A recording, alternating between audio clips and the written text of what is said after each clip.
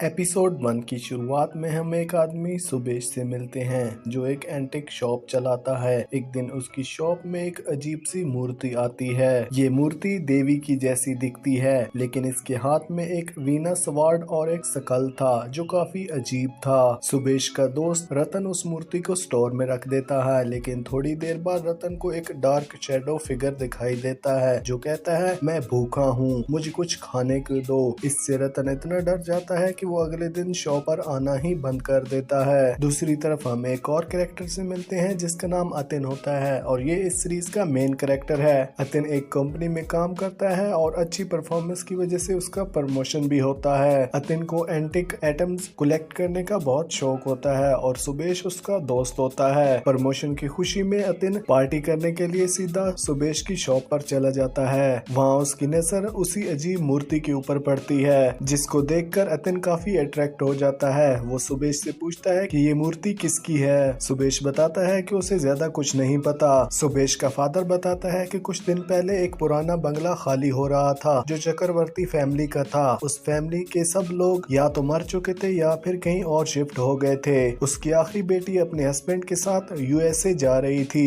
इसलिए पूरा घर बेच रही थी। वहीं से सुबेश को काफी एंटिक सस्ते में मिल गए थे। वहीं पर उसे आकर ये मूर्ति एक बाबा दे गया था, बस ये उसे फ्री में मिली थी। अतिन को जब ये मूर्ति पसंद आती है तो सुबेश उसे कह देता है कि तू ये मूर्ति ले जा, पैसे तू बाद में दे देना। फिर दोनों प्रमोशन की पार्टी करने के लिए क्लब जाते हैं। क्लब में अतिन एक लड़की के साथ डांस कर रहा होता है, लेकिन तभी उसे ऐसा लगता है जैसे पूरा क्लब खाली हो गया है और लाइट्स रेड हो गई हैं। उसे कोई आवाज सुनाई देती है जो बुलाती है, मुझे भूख लगी है। अतिन घबरा जाता है और वो डिसाइड करता है कि वो जल्दी घर चला जाएगा। घर जाते हुए रास्ते में उसे मिरर के अंदर से उसकी माँ की मरी हुई आत्मा की भूत दिखाई देती है। अतिन परेशान हो जाता है लेकिन इग्नोर करके घर पहुंच जाता है। घर के अंदर पुष्पा जी अतिन को खाना दे रही होती है क्योंकि अब उसके माँ बाप इस दुनिया में नहीं रहे और जाते वक्त उसकी माँ ने पुष्पा से कहा था कि अतिन का ख्याल रखे। तब से पुष्पा जी अतिन के साथ रहती है इसकी माँ की तरह। खाना खाने के बाद अतिन सोने जाता है, लेकिन तभी उसे वही क्रीपी फिगर दिखता है जो रतिन को दिखाई दिया था। उसे अपनी माँ की भूत की झलक दिखाई देती है। वो इतना डर जाता है कि उसके हाथ से पानी का गिलास गिर जाता है और तभी एकदम से उसकी नींद खुल जाती है। उसे लगता है ये सब तो बस एक बुरा सपना था, लेकिन जब वो अपने आसपास देखता है तो गिलास सच में गिरा हुआ था और जमीन पर गीले कदमों के निशान भी होते हैं। एपिसोड 1 यहीं पर खत्म होता है। एपिसोड 2 की लिंक आपको डिस्क्रिप्शन में मिल जाएगी।